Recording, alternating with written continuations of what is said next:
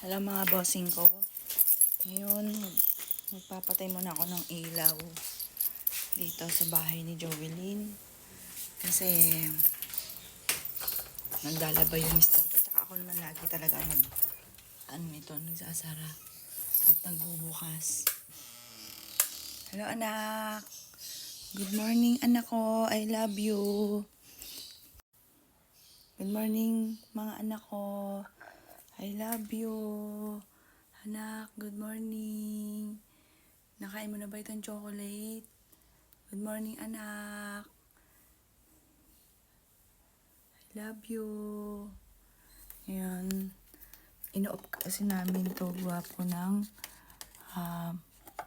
baka mag-init masyado kasi maraming ilaw. Kaya ino-off po namin siya.